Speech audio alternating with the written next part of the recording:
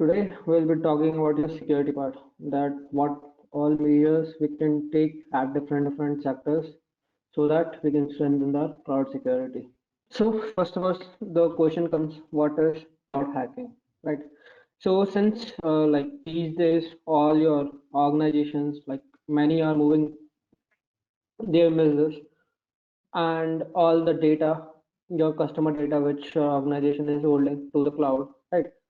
So this particular massive movement of your corporate and personal data to the cloud, it might have increased the attack surface and the threats to both, even the organization and the individuals, right? So what attackers can do, attackers can exploit vulnerability that is already existing in your cloud technologies to perform various targeted high profile attacks on your cloud storage system, due to which it can compromise your customer and corporate data, right?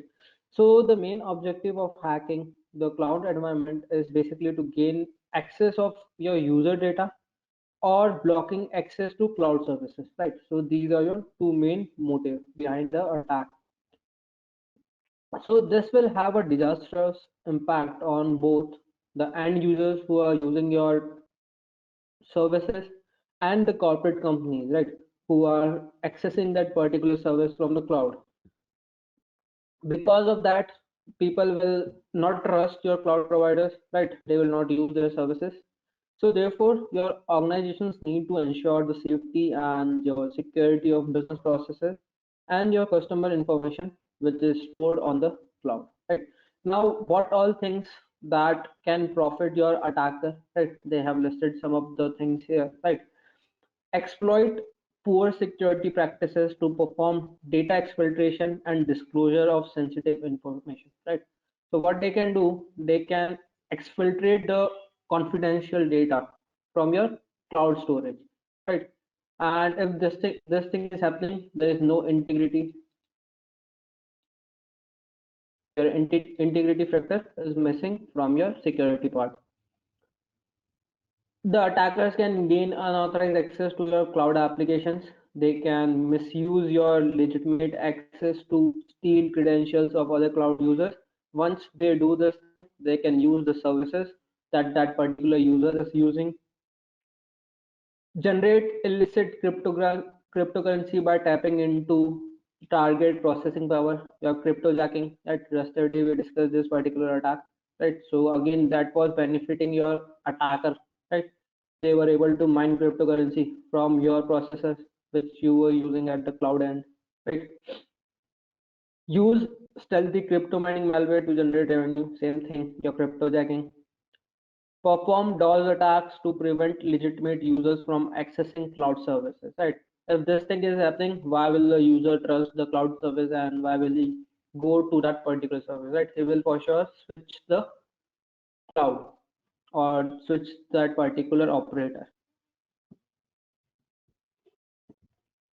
These are like few of the profits which a attacker can gain if he is hacking your particular cloud service, right? Other than this, when we talk about your cloud hacking, we basically talk about your security layers, that at what particular layer you can implement different security, right? So that attacker cannot exploit that particular thing and he does not gain the access for that particular thing,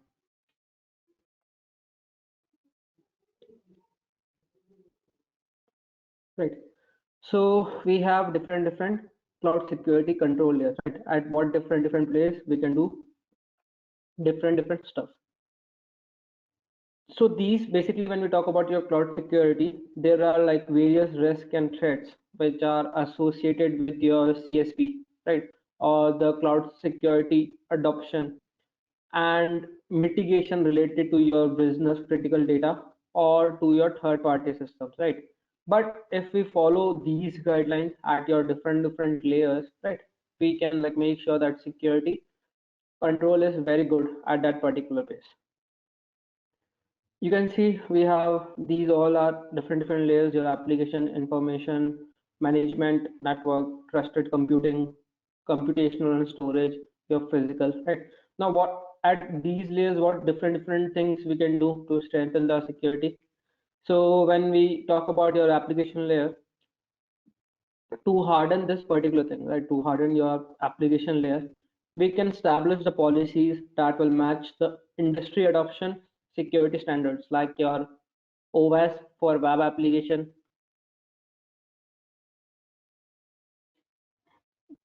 right? Like this, we can follow some certain guidelines, some certain policies, and we can use that particular thing to prevent such attacks, your web application attacks. So what it should do, it should meet and comply with appropriate regulatory and business requirements, right? So whatever your business requirements are, this particular policy or this particular rule is meeting that particular thing. So here your application layer control will include your software development lifecycle, your binary analysis, your scanners, your web application firewalls, right? Your transactional security, right? All these things it will include at this particular layer, your application layer. Then we have your information layer, right? So here we can develop and document an information security management program, which will include your administrative, your technical, and physical safeguards, which will protect information against your unauthorized access, modification, or deletion of that particular information, right? So here we can include your DLP, your data loss prevention policies, content monitoring and filtering, your database activity monitoring, your encryption part, right? These things we can include in this particular layer, your information layer. And your management layer, this layer will basically cover your cloud security administrative tasks, right? So all the administrative work, this will cover this particular layer. Now, what we can do in this particular layer, we can talk about your uninterrupted and effective services of the cloud, right? So whatever services you are using, you should not face any problem while using that particular service. So your cloud consumers should look for the policies like your GRC, governance compliance, your IAM, VAVM, patch management, your configuration management, right? These things they should look during this particular layer, right? At this particular layer, so that we can maintain some certain standards at this particular management layer. Network layer, it will deal with your various measures and policies which is adopted by your network administrator to monitor and prevent illegal access or your misuse, modification, or denial of network accessible resources, right? So everything, whatever you have to do with your networking part, we will be doing at this particular layer. What all things we can use here? Your network intrusion prevention detection server, your IDS IPS related to your network, your firewalls, your deep packet inspection, your DPI, anti-DDoS, quality of service, QoS, DNSSEC, and authentication, right? These things we can use as your security measures at this particular network layer. Trusted computing basically defines a secured computational environment that will implement internal control, your auditability, and maintenance to ensure the availability and integrity of cloud operators, right? So mostly related to your computing stuff, your hardware and software of ROT and APIs, right? This with that particular computing and storage. So if you are using your cloud, right? So owning to the lack of physical control of the data and the machine, since we are not having any access to the hardware, all the things are maintained by your CSP, right? The CSP may be unable to manage the data and computational and lost the trust of the cloud consumers, right? If he is not managing all those things at his end, at the data center end, he may lose the trust of the consumers who are using your computational and storage resources or your services. So your CSP must establish your policies and procedure for your data storage and retention and implement appropriate backup mechanism to ensure availability and continuity of service that will meet the regulatory or business requirement of that particular individual, right? So we have your regions in your Azure, right? Each in this particular region, we have your availability sets, right? This is one backup system of your Azure, right? If two data centers are there in this particular set, one is not working, all the services will be transferred to that particular data center which is available in this particular thing, right? So what all things we can do here: host-based firewalls, your HIDs, HIPS, integrity and file log management, your encryption part, your masking part, right? All these things we can do here at your computational and storage layer. Physical layer, basically it talks about your physical security, your plant security, CCTV guards, right? Your security patrols, right? All these things. So this is all about your cloud security control layers, that how you can control different layers, right? Then we talk about your cloud security responsibility, right? It should be between your consumer and your CSP, the one who is providing your particular service and your consumer who is using that particular service.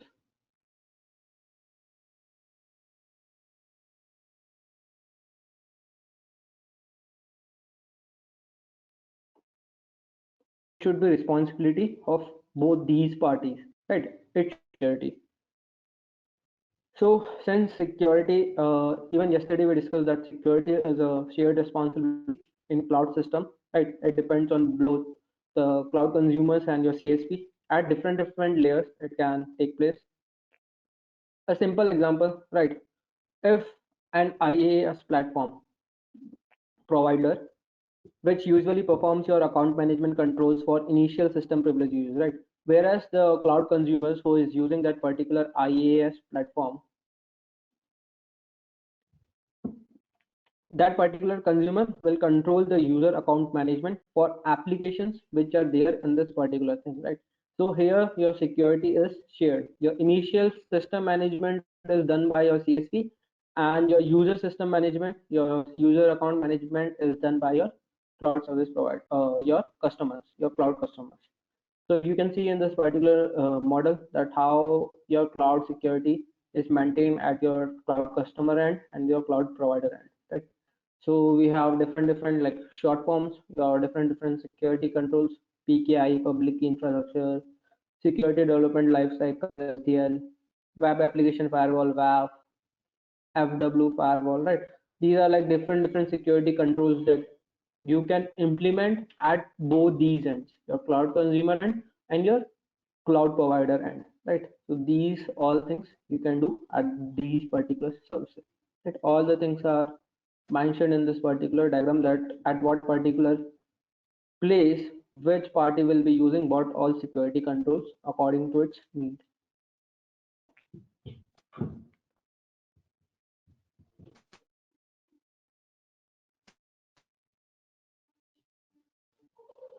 Then we have your cloud security consideration, right? These are the things that you should consider when we are talking with respect to your cloud, right? So that these things you should consider. The first is cloud computing service should be tailor made by the vendor as per the given security requirement of that particular client, right? So whatever service that client is requesting for, it should be available, and it should be made sure that security at that particular service or that particular resource is provided by your CSP. Cloud service providers should provide higher multi-tenancy to enable optimum utilization of cloud resources and secure data applications. Your cloud service should implement a disaster recovery plan, which we talked. This is like one of the added advantage of your cloud computing, that they have your disaster recovery plan. And most of the CSPs, like all the famous ones, they have this particular thing. You have disaster recovery plan, right? So in case of some disaster, so the data center which from which you are accessing your resources, they have a backup for that, right? So in case due to some disaster, if that data center is down, you can use your services from some other data center, right? So they have this particular disaster recovery plan. Continuous monitoring of quality of service is required to maintain the service level agreement between consumers and the service providers, right? So this thing is nothing but your SLA, right? They will make sure that the service quality is top, right? It's not that in starting you are getting a very good services, then after some period of time the quality of service is getting very low, right? They will make sure that in whatever time period you are using that particular service, the quality of that service is very good, right? This thing, it should be made sure by your cloud service provider. Data stored in the cloud services should be implemented securely to ensure data integrity, right? Again, whatever data you are storing in the cloud, that particular data should be stored there, right? There should be no changes in the data which you are using on your premises and what you are storing, right? So your data integrity again should be maintained by your CSP. Cloud computing services should be fast, reliable, and need to provide quick response times to the new request, right? Your scaling factor, right? This thing is nothing but your scaling advantage, right? Whenever you want some new services, it should be there at that particular moment, right? You should not wait for some new services, right? All the services should be there at that particular time. Symmetric and asymmetric cryptographic algorithms must be implemented from optimum data security for in cloud computing, right? So again, they are making sure your data integrity is taken care of, right? Whatever data you're sending between your device and your data center, there is some encryption there, right? So that if the data goes in wrong hand, it's not going in the plain text, right? That particular data is encrypted. Operational process of the cloud-based services should be engineered, operated, and integrated securely into the organizational security management. Load balancing should be incorporated in the cloud services to enable networks and resources to improve the response time of jobs with maximum throughput, right? So at different sectors, there should be load balancers which should be placed by your CSP itself, so that if you are consuming or if you are hosting a service over the cloud and more than desired set of people are using that particular service, right? So load balancing of that particular service should be always there, so that your service might not crash or your service might not go down because of your CSP, right? So this thing should be taken care by your cloud service provider. Cloud service providers should provide better resilience and enhance protection from physical threats. Right. Again, this thing is at your physical level, your physical security. Right. They should make sure that data center is saved. No one can get unauthorized access. No one can make necessary changes in the data center. Right, which can harm the services of the user or the consumer. Right. So these are few considerations, your security considerations that one should take care if they are like into providing the cloud service, or if they are using, the consumer is using a cloud, right? So these are the few factors. So let's just say again, we yesterday or we have been like talking about our Tinder app, right? So let's just say I hosted my Tinder app over this particular CSP or Azure, right? So at the particular moment, I'm facing 100 users are using that particular application, right? If in next 1 hour I got a hit on this particular application, and now 100,000 people are requesting for my application, right?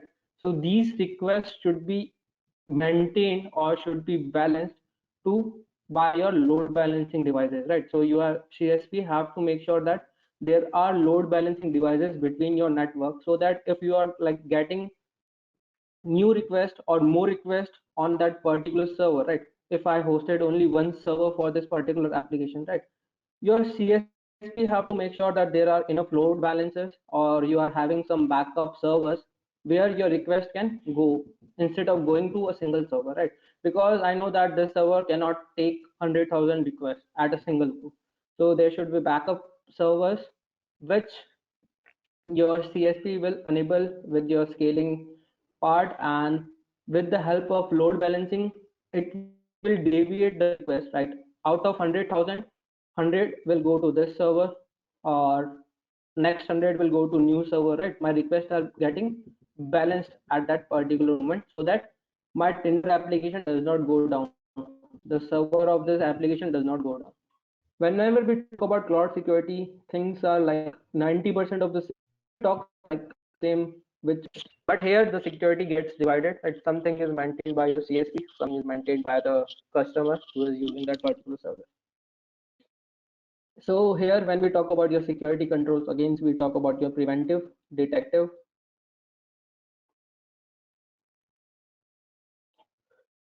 and corrective.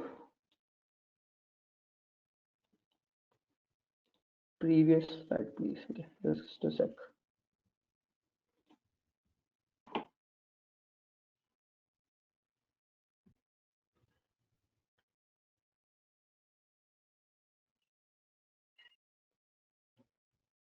And corrective control. These are basically your security control measures, right? So this thing is applicable over your on premises also and your cloud premises also, right? So preventive control, what can be these things? Basically controls or strengthen the system against different incident by minimizing or eliminating different vulnerability that can be there in your system, right? For example, how we can use this particular preventive control, we can do a strong authentication mechanism to prevent your unauthorized use of cloud system, right? So we are trying to prevent any kind of vulnerability, any kind of threat through different means, right? So in this particular example, I told you about your strong authentication process so that I will not allow any unauthorized access to my cloud services. Then your detective controls, here we basically try to detect and react appropriately to occurring incidents. So here use your IDS, IPS, your antivirus, right? These things we use to detect different threats, different malware threats, or different vulnerabilities. This we can say here. We talk about your incident response.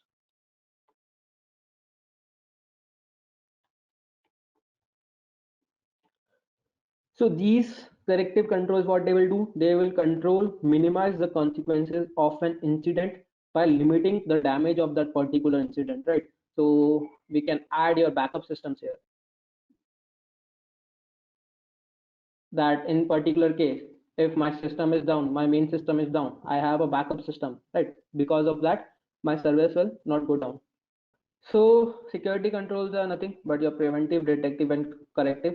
Preventive we do before any kind of attack, any kind of threat or vulnerability.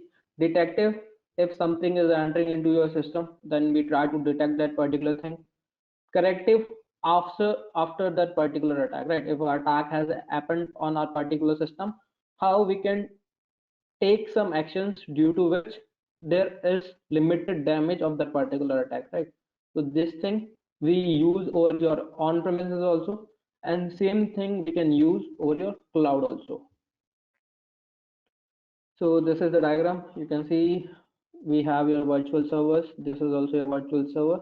How we are protecting this thing with your load balances, your Wi-Fi protected access, your firewall, your unified threat management systems, your routers, right? How user is accessing this particular thing, again with the help of your antivirus, your firewall, right? A secure connection is made between the cloud services and that particular user, right? The same controls we are using at both the ends, at your cloud end also and your user end also, so that your security is very strong.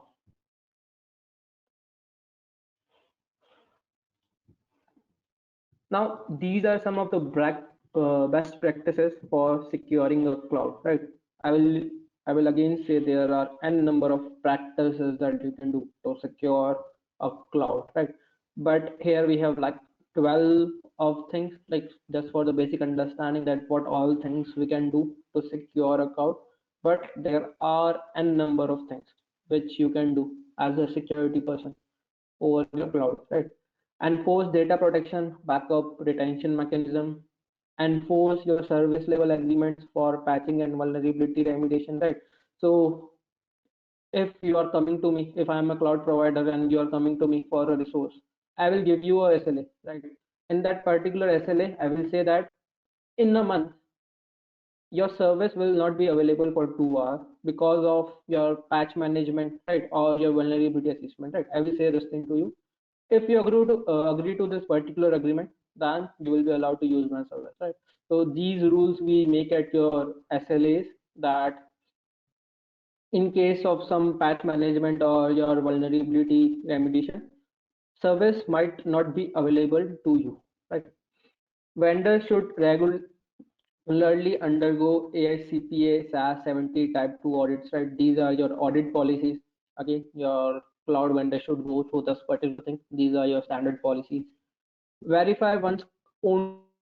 So, what we more things we can do? We can implement strong authentication, authorization, and auditing controls. We can check for data protection at both the design stage and at the runtime stage, right? So, if you are creating your infrastructure at that particular time, you can check all the necessary measures that your whether your encryption is taken care of or not, your data integrity is being maintained or not, right?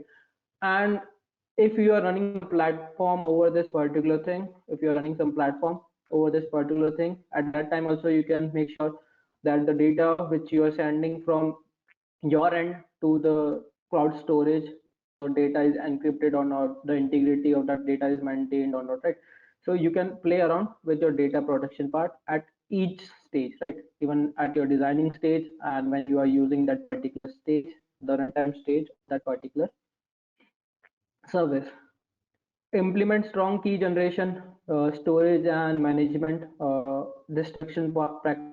Whatever keys you encryption keys you are generating for your SSH connection, right? These keys are very strong. Though hash keys are very strong, they are not easy to dehash that particular thing, right? So you are using some genuine encryption algorithm for generation of that particular key which you are using at your SSH servers. Monitor the client's traffic for any malicious activities, right? You are monitoring each and every data packet which is coming in and going out of that of your traffic of your network, so that if some malicious malware is entering into your network, right, you will get to hold of that particular thing at that particular stage only, right? So again, we can do with your firewalls, your IDS, with this particular thing, right? We can play around with this thing. Prevent unauthorized servers access using security checkpoints, your IAM policies. Disclose applicable logs and data to customers, right? If some of the logs which you think is malicious, or you can contact your customer that you are not using your service for a good intent, right? You are using the service for some wrong intent. You can have log for that particular thing. You can prove this thing through this particular log to that particular customer, and he will say that okay. So you can give like a warning to that particular customer that he is not using your platform for a good intent. Right. Again, there are n number of practices that you can do while creating your infrastructure over the cloud for a secure infrastructure.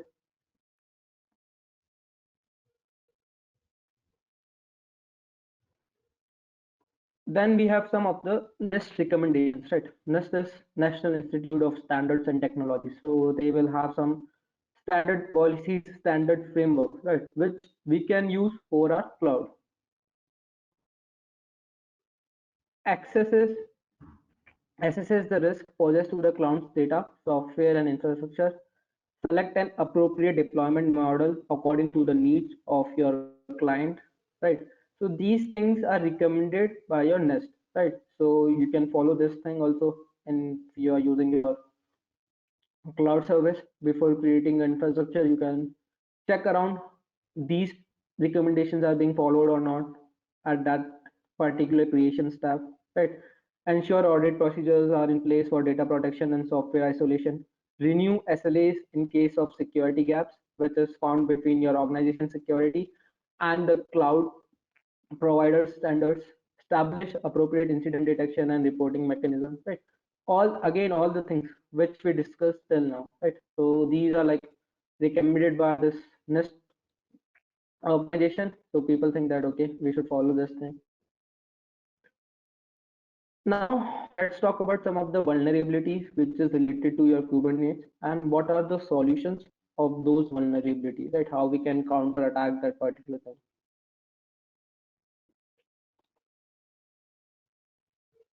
If you look at these, your no certificate revocation, unauthorized HTTPS connection, exposed bearer tokens and logs, right? These things are related to this particular platform. All these things will be related to this particular platform only, right?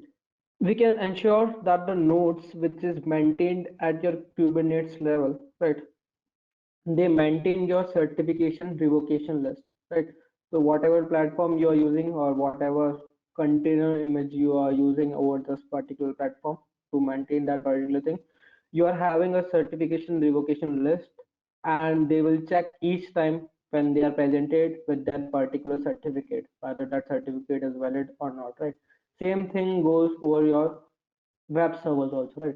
So you have a list over your browser, right? So whenever you request a service over your browser, this particular list make sure whether that particular server is having a appropriate server certificate or not, right? If it's not having, it will give you a warning that this site is not safe to visit, right?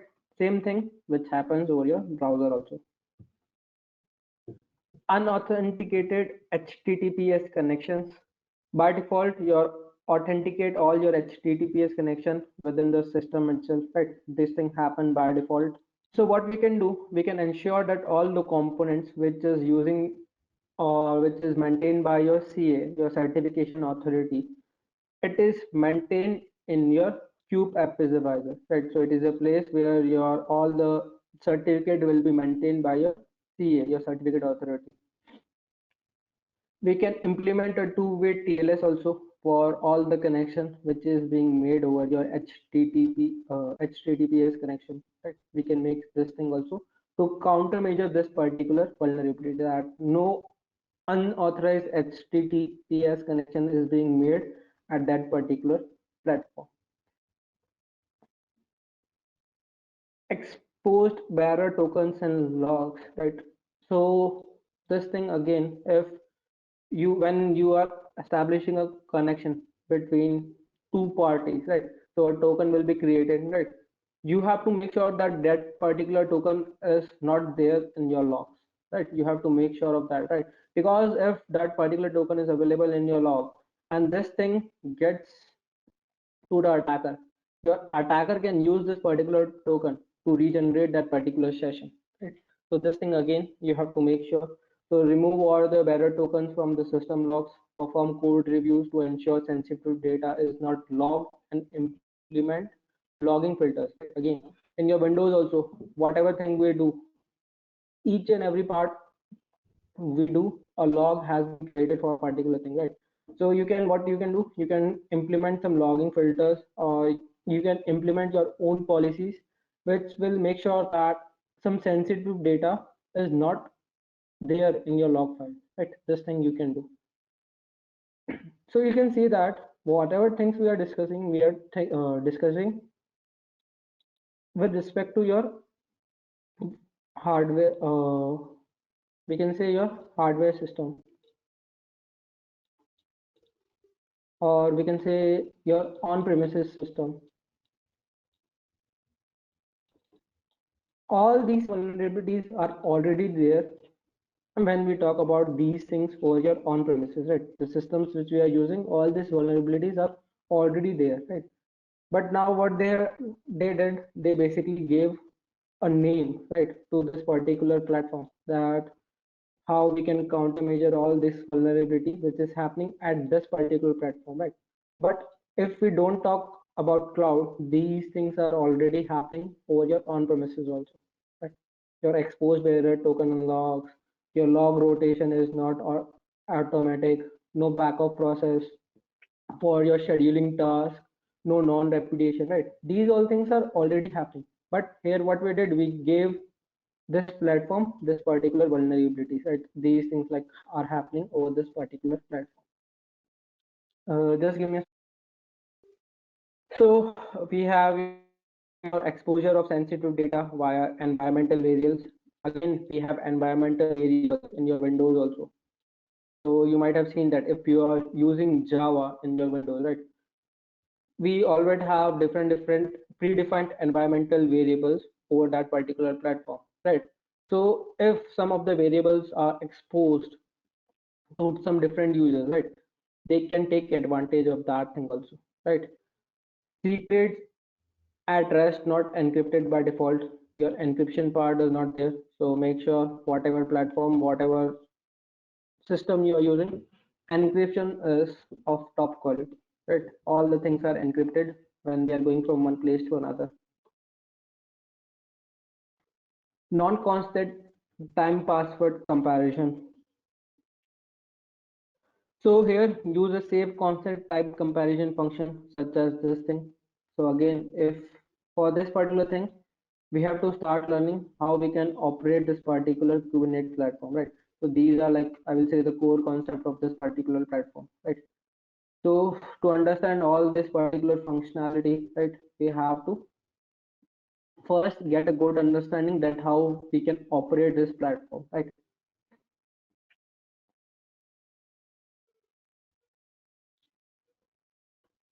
Then there are some serverless security risk and solutions. If you look at all these particular vulnerabilities, your injections, your broken authentication, these are nothing but your OWASP 2017 web application vulnerabilities, each and everything. They are even ranked according to that, your injection, broken authentication, sensitive data exposure, XML external entities, right? These are nothing but your OWASP 2017 web application vulnerabilities. So here in your injection part, how we can countermeasure this particular vulnerability, we can evaluate all your entry points and events type of that particular system. We can run different functions with which is having very least privilege, which is necessary to execute that particular task, right? Because whenever we talk about serverless functions, right, so we can implement a safe API integration, employ your parameterized interface or your object rotational mapping tools with respect to your injections, right? We can avoid special characters, we can enforce encoding for your URLs, right? For your SQL queries, we can do this particular thing to mitigate this particular vulnerability. Then we have your broken authentication. We can employ identity and access control solutions, your IAM. We can implement strong authentication and access control on external facing resources. We can employ secure service authentication method such as your federal identity, right? Other than this, what we can do, we can implement your open authentication, your security tokens, right? These things we can do so that this vulnerability is taken care of. Sensitive data exposure, right? Use HTTPS over your HTTP, right? Encrypt data both in which is in transit state and at the rest state. All those things we can take care of to maintain your data integrity so that no data is exfiltrated or no data is exposed.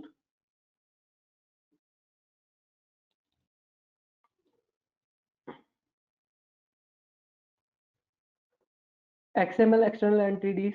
Here, what we can do, we can like only use your CSP's development kits, right? We should not use your third-party development kits only use your CSP's development kits, so that whatever policies that the CSP has implemented over that particular thing, that thing is being maintained, and there is always a risk when you use a third party application, right? So either you have a very good trust on that particular organization, your third party organization, right? Or someone has recommended to you to use that particular thing, right? But to mitigate this particular XXC vulnerability, right? It's always said that use all the resources which is provided by your CSP itself, right?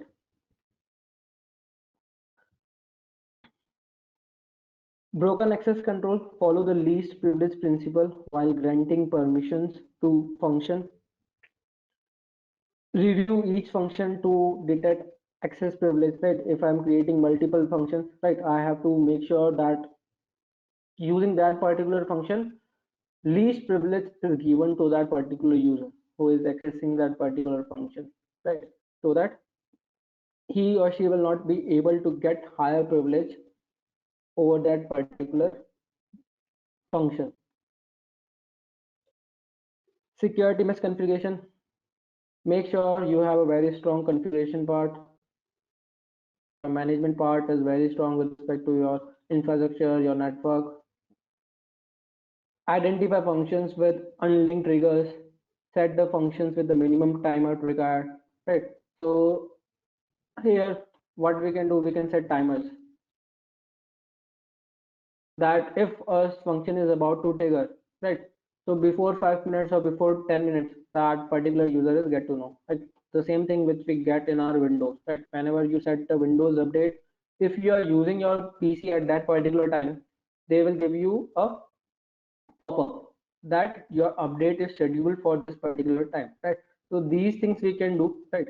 Like let's just say you are working on very sensitive information, and if you're not getting any pop-up that your update is scheduled, and it automatically started that particular update, right? So chances are there that you may lose your data, right, at that particular period, right? So your configuration should be very strong while you try to implement a serverless function. Cross-site scripting, this thing can be done over your particular browser, or when you write code at the backend, right? This thing can be controlled over that particular place, right? So what we can do, we can encode all the untrusted data which is coming or transmitted to your client. We will only use your well-known frameworks, right, which are either listed by your CSA or your NIST. We are using all these frameworks, right, or any other vendor, right? No limit in that. In secure deserialization, so here we can make sure that validation of your serialized objects, right? These are originating from your trusted side only, right?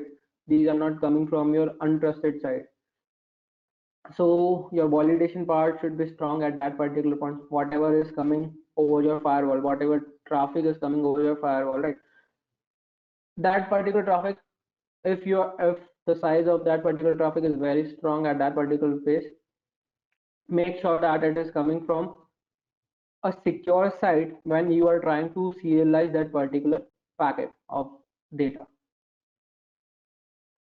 Scan third-party libraries for deserialization vulnerabilities. Again, your scanning part can be done here if that particular thing is coming from your third-party resource. Using components with known vulnerability, perform continuous monitoring of third-party libraries and dependencies. Deploy only signed packages and components from official resources. Right? Your certification part.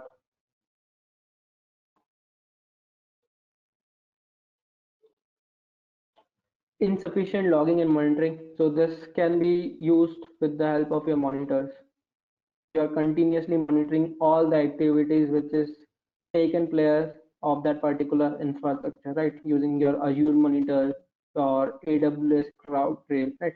You are continuously monitoring each and every part of the activity that is happening over your infrastructure which you created, so that there are logs of each and everything which the users are doing or the employees are doing under that particular subscription, right?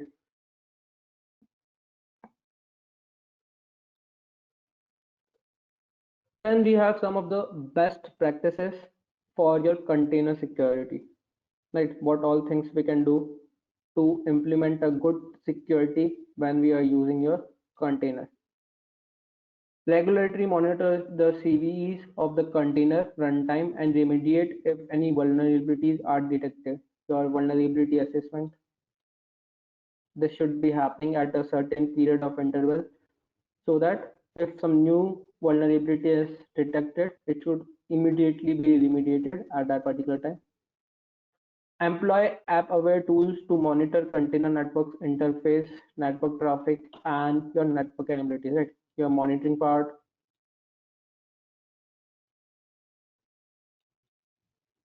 So a strong monitoring should be there of whatever container you are using, right? Each and every activity should be monitored at that particular place. Configure applications to run as normal users to prevent privilege escalation, right? So whatever applications or whatever files you are storing at your container, right? Make sure that these files are not having your root access. Whenever a user accesses this particular file, he is getting a normal user privilege, right? He is not getting a root privilege at that particular part. Configure the host root file system in read-only mode to restrict the write access. Employ application security scanning tools to protect containers from malicious software, right? So we will see what are different security tools for your containers, for your Dockers, for your Kubernetes, right? This thing we will discuss at the end, that what are different tools which are available, which we can use to monitor the security part. Perform regular scanning of the images in the repository to identify vulnerabilities or misconfigurations. Deploy application firewall for enhancing container security and prevent threats entering the environment. Use a separate database for each application for greater visibility of individual applications. Right. So we can use different databases for each application that we are storing at the container, right? So that your data does not get mixed up, right? So let's just say we are using two tables with same name for two applications, right? This is application image one, this is application image two, right? I'm using a same query.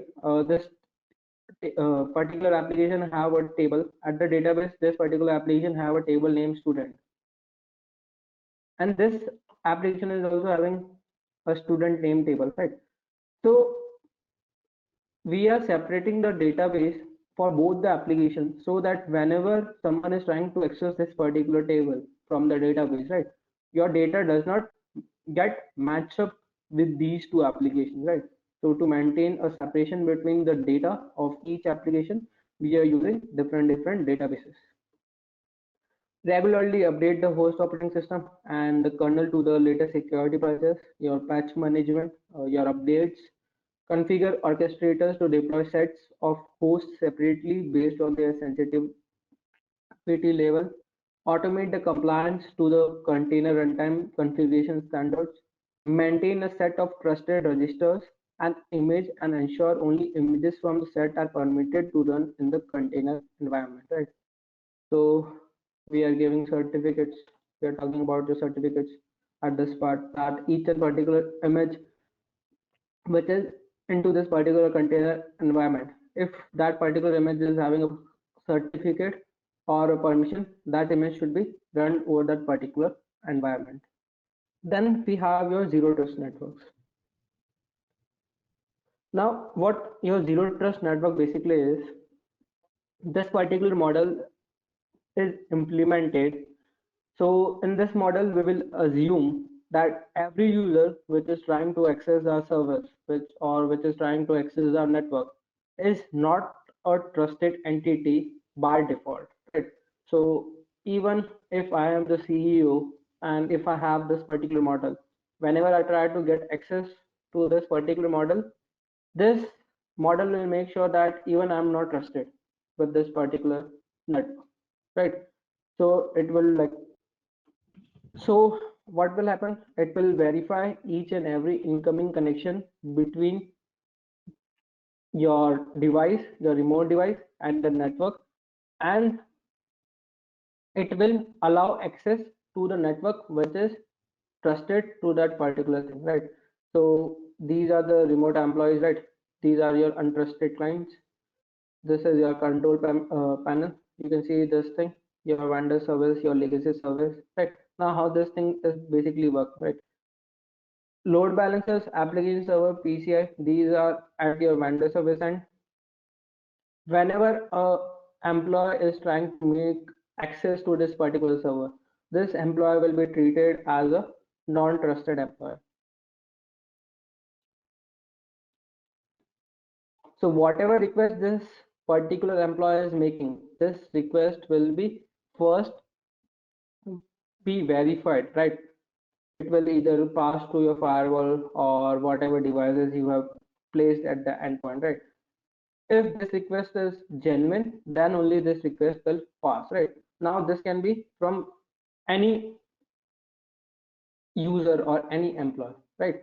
Each and every user, each and every employee which is accessing this particular service, they will be trusted as your non-trusted parties, right? So again, time consumption is very large at this particular model because we are processing with each and every request which is coming to this particular network.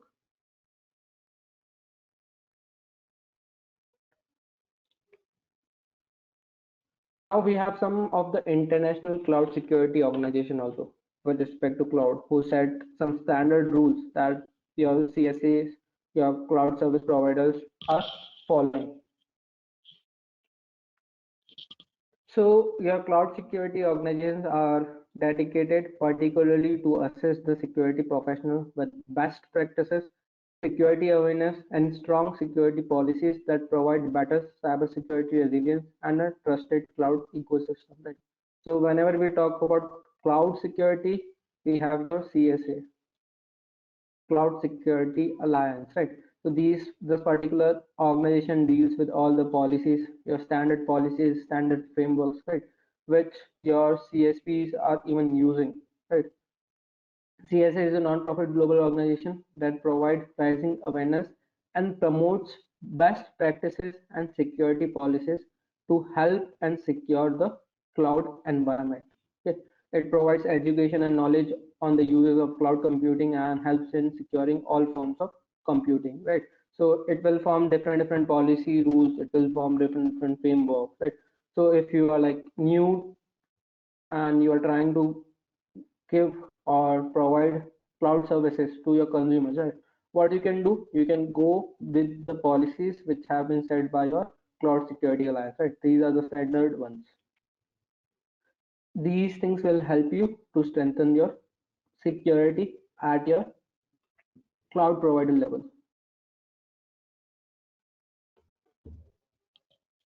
Then we have some of the tools, right? So you can use these tools for cloud security. We have your Qualys Cloud Perform, your Passage Hello, right?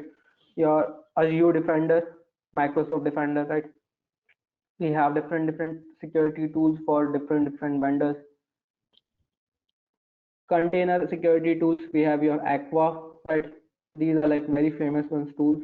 Your Tenable IO container, Lacework, New Vector, Anchor, right? If I talk about what is the job of this particular tool, Aqua scans container images, VMs, and serverless functions, right? So this tool is like taking care of my container image, my virtual machines, and the serverless functions which I am using for known vulnerabilities, embedded secrets, configuration, permission issues, malware, and open source licensing. So I can basically say I can manage my security over these three parts using this particular tool, your Aqua. Then we have different tools for Kubernetes also, your Kubebranch. It will perform permission, authentication, and security checks across Kubernetes clusters, and it will secure your container data, whatever data you are storing at your container level in this particular platform. it will perform all the automated automation tasks for you, right? Other than this, we have your L-side advisor, StackRack, Aqua Kubernetes service again. So in your container one, we discussed about your Aqua. This thing and this thing, the company is same, but here they are providing your Kubernetes security tool, Cube X-ray, Sumo Logic, right? We have your Azure Kubernetes also, right? Your AWS Kubernetes, right? These services are again provided by your standard CSPs also. Serverless application security tools, again Aqua is here, your Protago is here. It will perform or it will provide you complete lifecycle security to serverless applications, serverless functions from their deployment to runtime. Right? Dashboard, Prisma Cloud, Twistlock, things, right? All these things are your serverless application security solutions. Right. So this will be all from your security side, right? Because again, this is very theoretical part.